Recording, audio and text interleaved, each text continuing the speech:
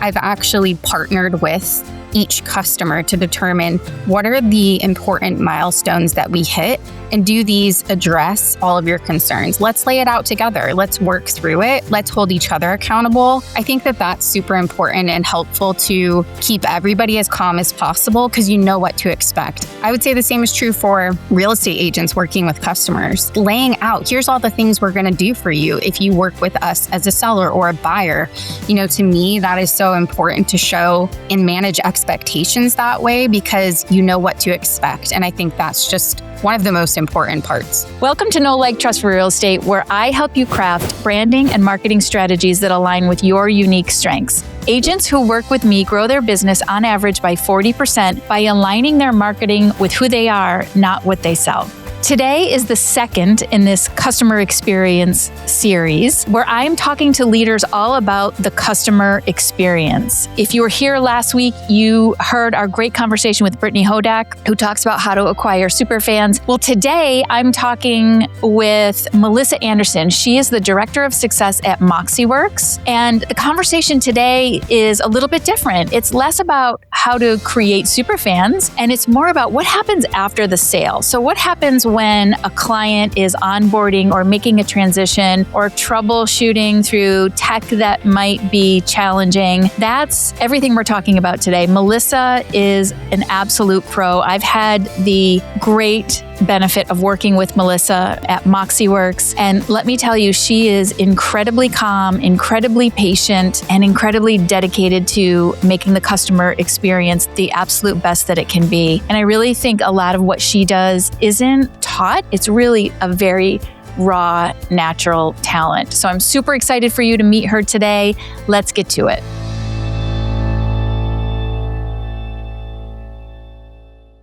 Hey, Melissa, welcome to the Know Like Trust Pod. I'm so happy you're here. Hi, Christine. Happy to be here. Thank you so much for having me. Oh my God. So good to see you after all these years. We're going to dig right into it. We're talking about customer experience. You come from the tech side. We've been talking to people on the retail side, in the real estate business. You come from the tech side, which I think is a really important perspective to have. When agents or people think of customer success, they often think of like the support desk, but that's not really what it is. Can you define what customer success is for you at MoxiWorks? And for what it's worth, I think that's a common misconception. And I say that having been in the support world. So, here at MoxiWorks, I would define customer success on our team as helping our customers accomplish their goals with our products. Digging into it a little bit further, though, I think it's really critical and crucial to understand what matters most to each customer, because that's different depending who you're working with. Success can look different from one customer to another in terms of what they hope to accomplish, what they are not focused on currently, and maybe what's more future state. Additionally, I think it's imperative to understand a customer's business goals overall. So take the product away from, the equation for the moment. What actually matters to them in their business? Because sometimes I think a customer may have this idea of what they want to accomplish with your tools, but you're the expert and you kind of know what you can accomplish. So I think being able to tie back to those overarching company goals is where customer success comes into the picture, in not only understanding, what might a customer coming in want to achieve with your products and your technology, but what might they be missing that you know about that ties in really well to what they hope to accomplish in their business as a whole. And some of these things may just be things they're not aware of. That could be automation equating to time savings. Hey, it takes us 10 hours to accomplish all of this automation for our agents. Oh, well, we can help you reduce that with this tool over here and with this specific rhythm that we would put in place and help you put in place. So things like that, I think, are going beyond just here's the button you click to do something, or here's how we can troubleshoot a bug you might be encountering. Please don't get me wrong. Our support team is, they play such an important part in ensuring success, but I think they're not thinking about the strategy and the customer goals that customer success really comes in and I think can execute on, specifically where support is there to troubleshoot the things that might be come up hindering a customer from accomplishing those goals. That's a great way to kick off the conversation. So I think As you were talking, I was thinking about the word communication. So much of what you were talking about comes down to both communication and relationship building, right? And trust. How do you handle when a customer tells you their goal is X, and then when they actually get into it, you realize, or they realize, that their goal is just something totally different? Like, first of all, how do you actually get at what the real goal is, I guess? And if there's a miscommunication, how do you temper that when they think that they've signed up for X and what they're actually getting is Y? And, I think being in customer success, especially with technology, it is often the case that you are resetting expectations and or showing how something works that might be a little bit different to what a customer first thought. Or to your point, maybe the customer comes in and thinks this is actually different to what I was expecting, and now I'm seeing something entirely different. I think within customer success, you have to be ready to pivot. But I feel like a big part of it is getting down to the problem you're trying to solve for. And that involves great discovery questions. I use a lot of different questions. So does my team. Help me understand what's changed. Is it something in your business? Is it something within your workflows that's just different, or that you've identified as being problematic? I think questions are where it's at to uncover what's causing this to be a pain point, or what caused this shift. Often you uncover a lot more than you would if you just took someone's initial words and ran with it. And I think that can really help you understand where something is coming from, whether that's a change in direction or a change in what the customer first thought versus what they think now.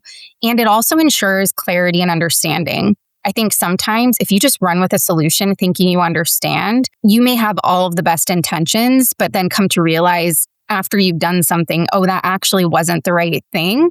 And that's where I think questions to understand and listening to understand instead of just running with it is so important. And I think it helps to build a great relationship along the way, because you're truly, asking questions to understand before proceeding. It also, in my experience, tells the customer, I truly understand, I want to understand better what the problem is. Let me, can you please help me gain clarity? And then playing it back to show, I've listened, I've understood, here's what I hear. Do I have all of that correct? Or is there anything that I'm missing? And that way, no matter who you're bringing into this to solve this potential problem or find a path forward, you're making sure you've got a great understanding. And I think that's just critical. That active listening, asking the discovery questions, it's a really important part of the equation. I totally agree. And I think it really transcends into the real estate business too. When real estate agents are working with clients might think that they, have one goal, and then they decide that that's not really their goal when they start to go down the path with the agent. My next question to you is, you are so incredibly patient and calm. And I know just from working with you, how tense different parts of the technology account relationship can be when you're onboarding new products, when you're transitioning off of one system into another system, when your clients are frustrated, because often technology is just so intimidating to people, especially real estate agents, which is your client, right? How do you, Melissa, stay calm during those really intense times when the clients just are out of their mind? And I know that happens to you. I know it does. You are not wrong. I think this is true. Having been on the buyer side myself, working with an agent, I definitely see parallels in what we do. But, to answer your question, for me, there's no problem that doesn't have a solution. And I know, and I feel confident in the experience that I have, that my team has, that we'll figure it out. Once we can kind of uncover exactly what it is that is the problem, there's no problem, in my opinion, that doesn't have a solution. Is it always the solution that you think it is? Not necessarily, and I think sometimes it's hard to see that when there's a lot at stake. And often that's the case. To your point, when you're switching technology, there's that change management component. This is a big change for us. This is something that we've had a bad experience prior. We need this to go really well. There's a lot riding on this. And I think unpacking the things that matter most and coming up with a plan that isn't something I've just come up with. I've actually partnered with each customer to determine what are the important milestones that we hit, and do these address all of your concerns. Let's lay it out together. Let's work through it. Let's hold each other accountable and determine who's going to be working on each of these different really important steps along the way. And let's come up with a plan. And I think getting buy-in on that plan, what the milestones are, who's responsible for what, both on the customer side as well as on, my side of things, and keeping each other accountable along the way. I think it's, in my opinion, important to have something that brings clarity on both sides. So back in the day, we used Basecamp, but you can use literally anything. I remember that, Melissa. Oh my God. Right? Bringing it back, right? We don't use it anymore, but I'm a fan. But it makes it really clear. Here's what we're working on now. Here's what we need in order to get to the next milestone. Here's who's owning this component from your team.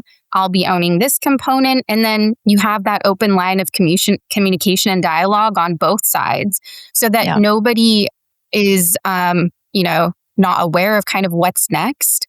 Once we complete this, we'll move on to this next thing. So I think that that's super important and helpful to keep everybody as calm as possible because you know what to expect. I would say the same is true for real estate agents working with customers, being really clear on what to expect, whether you're a buyer or a seller, having, and I've seen this with customers I've worked with, laying out, here's all the things we're going to do for you if you work with us as a seller or a buyer. To me, that is so important to show and manage expectations that way because you know what to expect. And I think that's just one of the most important parts. What I've heard from you so far is asking those really important discovery questions, building the trust and the open communication, and then laying out expectations. I think that's so important, not just in what we do in our work, but it's so important in our lives too. Oh my God, I always bring my son into the podcast conversations, but I'm going to do it again. So he's this kid who from day one doesn't do well with transitions. And so, we have learned as parents that we have to let him know ahead of time what to expect. And that helps keep him calm and it gives us a better life as well. And so I think people in general, they want to know what to expect. And even if they've done the thing, whatever it is, millions of times, it doesn't matter. It's still important. Every transition, every purchase and sale, every onboarding, it has its own challenges. And so laying out those expectations. And then when there's a bump in the road, or what if somebody's not accountable, Melissa? What if you get onto Basecamp or whatever project management tool you're using and the client hasn't done what they needed to do to push things forward? How do you handle that? That can be really challenging. I'm not going to lie. I think it ties back to that accountability. For me personally, and for my team, I think it's really important to go back to the why. So, you may need to have a challenging conversation with either the person who isn't delivering what needs to be delivered in order to move forward. But I think ultimately, when any customer buys a technology, they've done so for a very specific reason or set of reasons. And I tie back to that.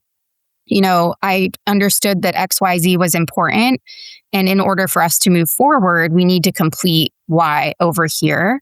I understand things may have changed, or maybe there's someone else that can step in to take care of this if the person who it's been assigned to is just busy with other things. I think it's just about having that transparent conversation. After tying back to the why, though, I say, in order to accomplish your goals, we can't deliver or hit the next milestone until we get this part of it done. And so this does push out our timeline. We may have even had a very similar conversation. I don't think so, though, because everyone on your team was super on, top of everything. So I'll just say that. But things come up. People, we're humans. We have lives. Different things come up. Priorities might change. And so I think it's just having that partnership in the conversation to better understand what's changed. Do we need to move this out a little bit? Maybe it's just as simple as moving it out a couple of days because something else critical came up.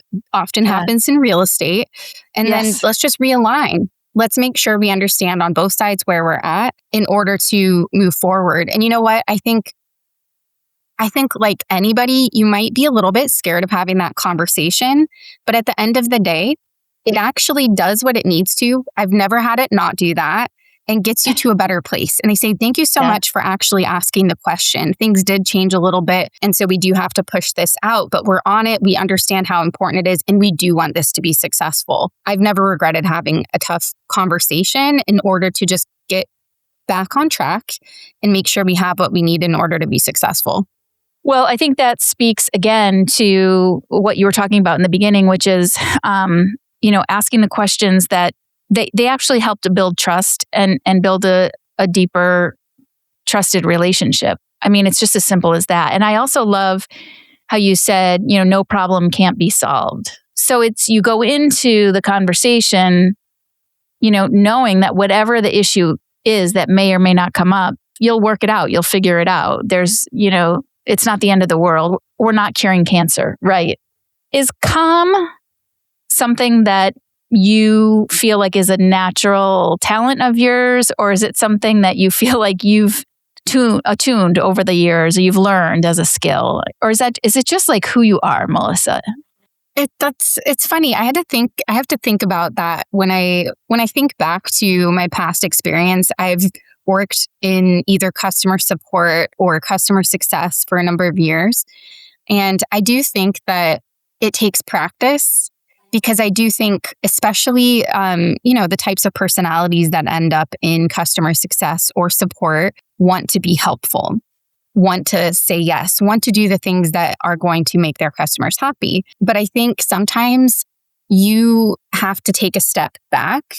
I had a manager who said, we can't both be panicking at the same time. And so I think, when I'm working with a customer or when a real estate agent is working with their client, I see myself as being the expert and understanding a lot the experience that I bring to the table, the expertise to the conversation, knowing that I have access to the teams that might be needed to address a problem.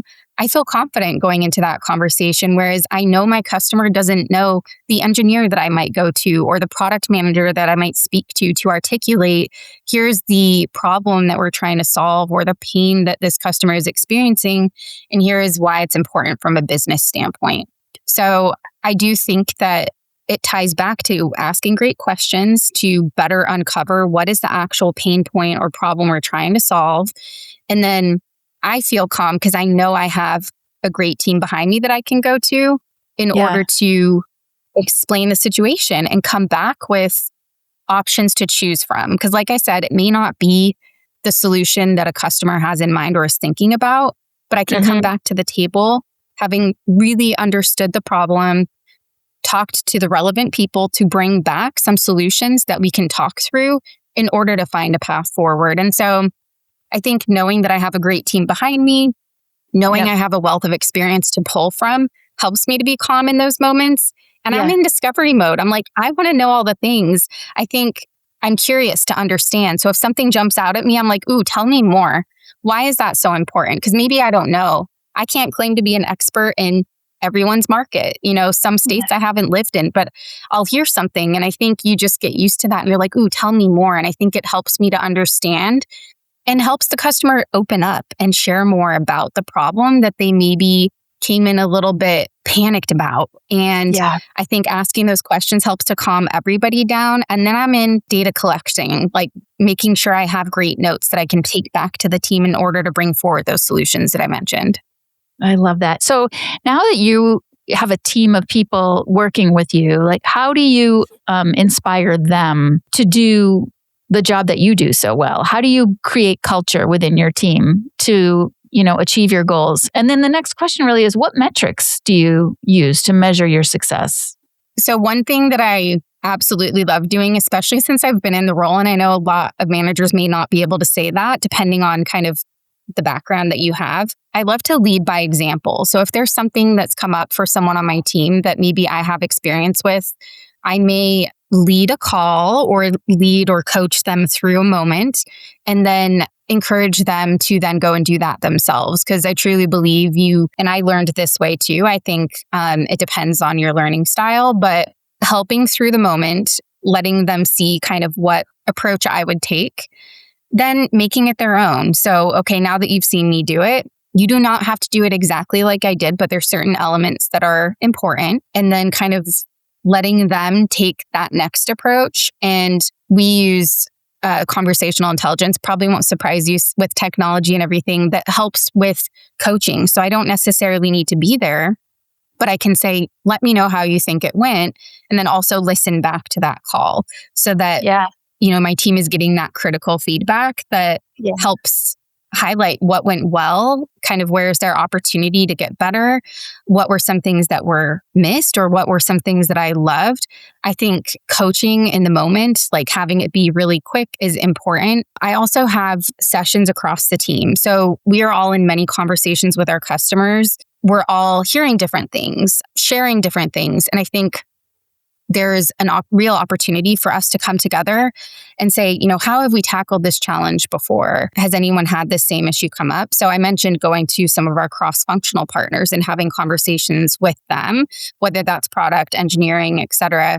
But I think the same is true across our team. So I try to bring all of our team together so that we can talk with each other about how we tackle the problem that's come up. Like, hey, there's this problem I'm trying to solve. I think someone mentioned this in the past, what experience do you all have? I'd love to hear some ideas from you so that I can think about how I want to approach this. We have a lot of role play style sessions. So I know that may not sound like fun in the moment. I think there is definitely some people who like it, some people who don't, but it makes us better so that we can have those conversations in the moment with each other in a safe space, and then go into those conversations with customers feeling confident.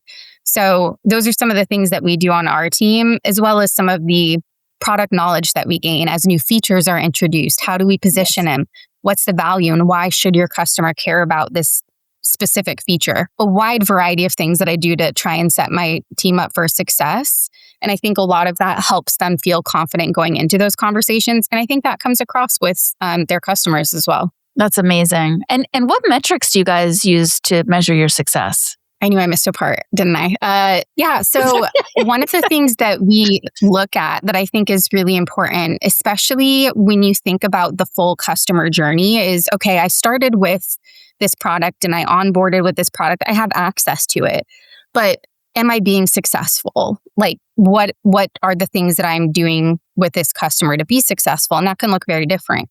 So one of the initial metrics that I measure across my team is, are we meeting with this customer weekly, bi-weekly, monthly? The answer hopefully should be yes.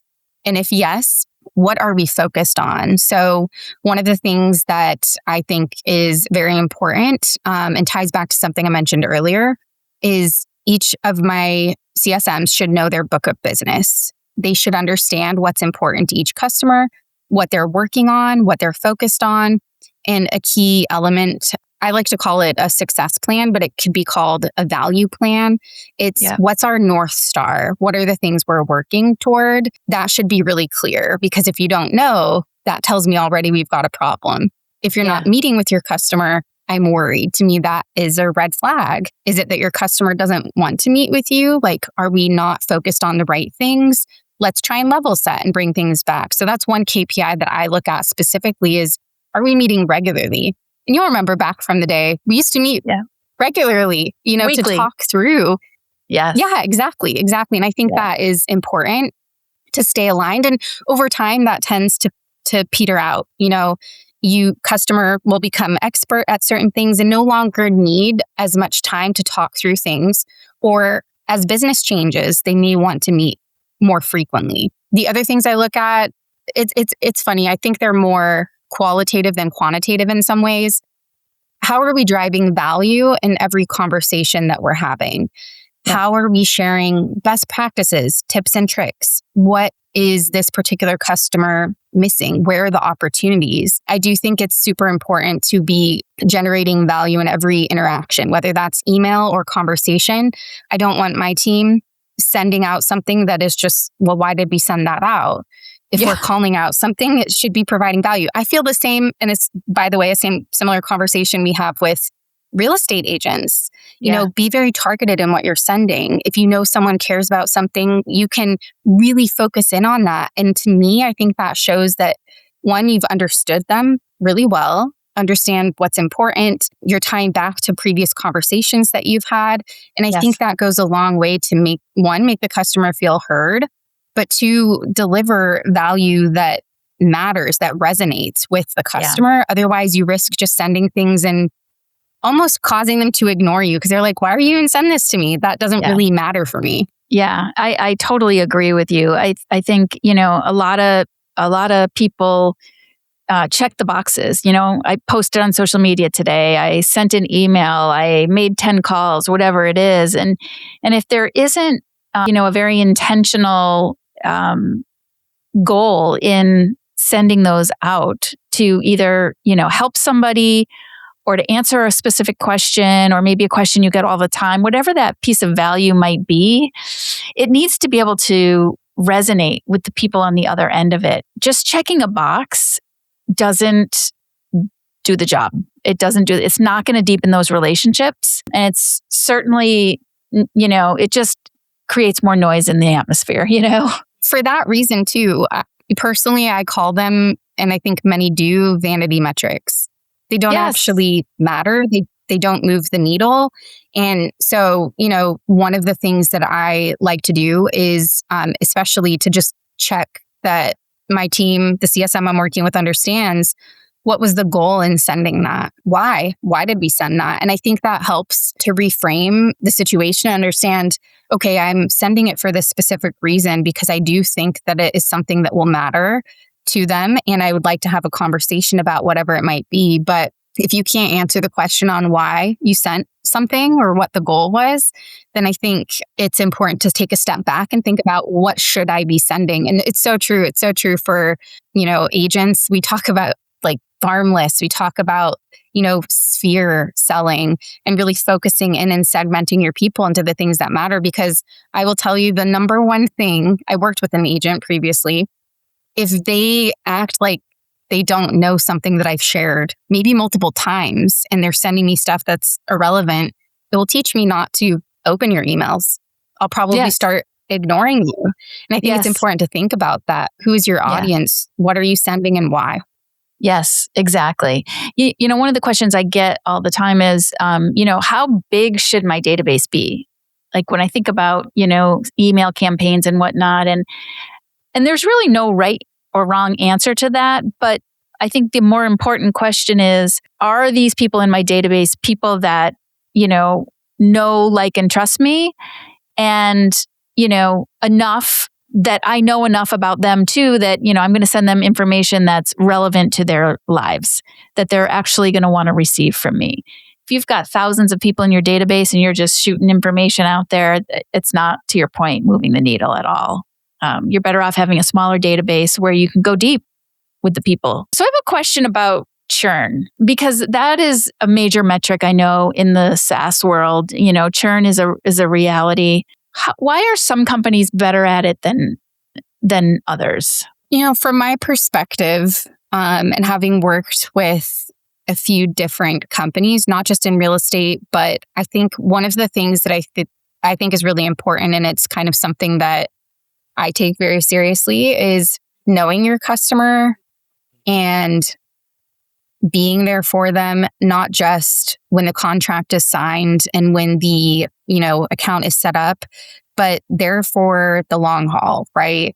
You're there to be the person that you can go to. And don't get me wrong, this isn't for everything, but if something's going wrong, I want to hear about it. If something's not working correctly, I want to know so that we can right the ship, so that we can talk through it and come to an understanding, get aligned, find a path forward.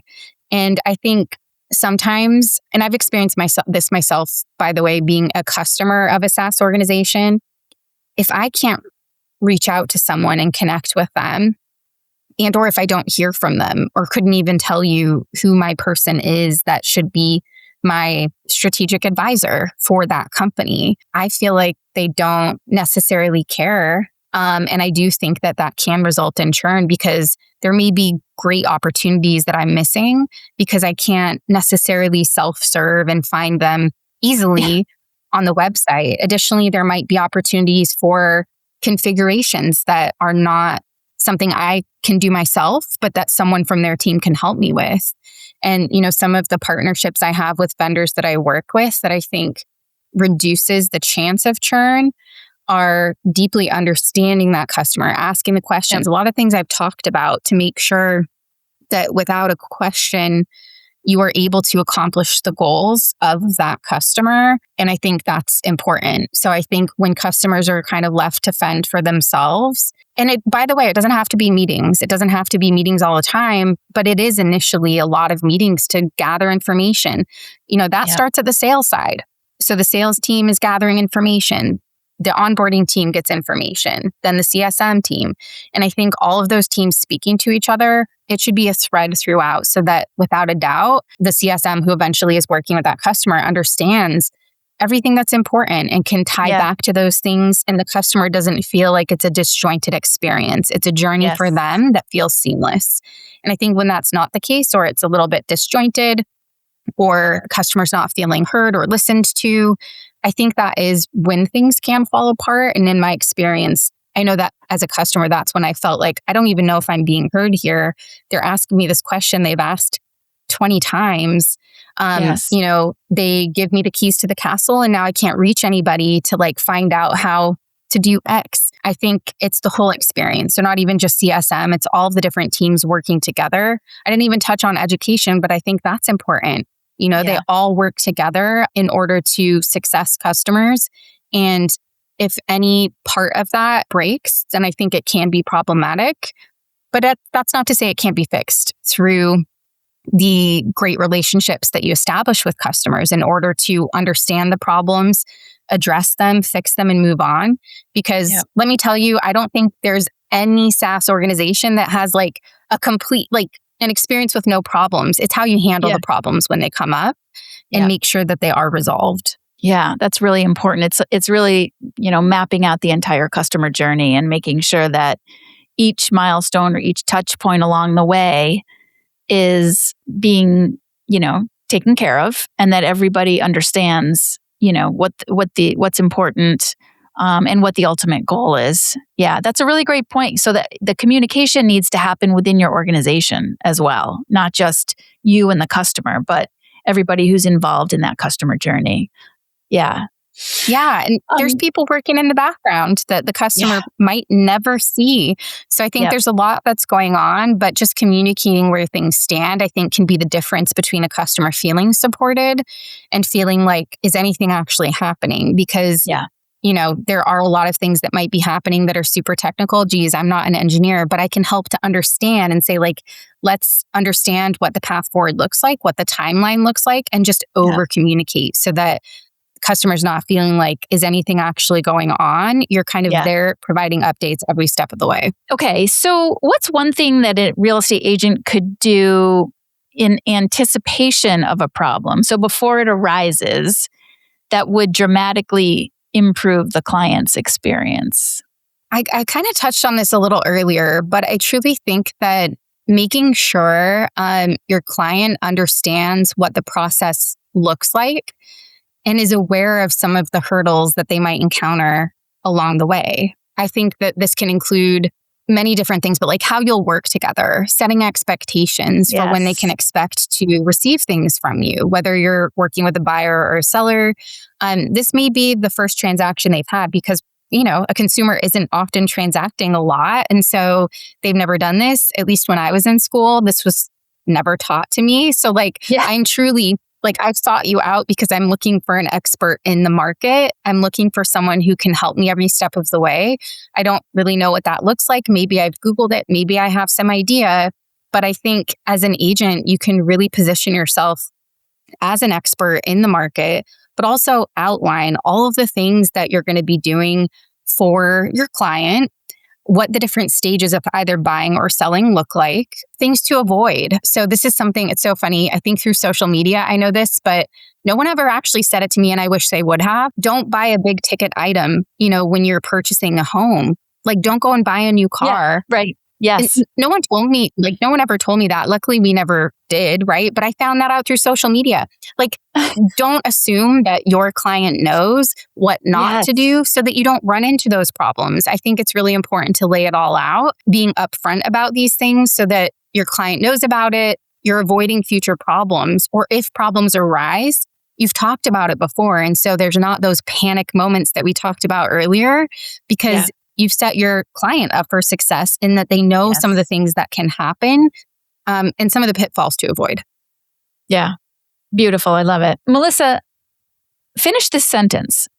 Know, like, trust is imperative. It really is. It's so important, I think, in everything that we do. And it can be taken so many different ways, which is why I had to think about it for a second. Because, I think it comes down to who you know, who you like, but also who you trust. And speaking of like real estate agents, I think you're trusting that they have your best interests in mind. You're trusting that they've listened to everything that you've shared about what's important to you and, what you're looking for. And this is a huge transaction. And so I think it's just so, so important. And that's why referrals are so important. And, sharing your experiences. I think in today's world, the first thing I look at is reviews.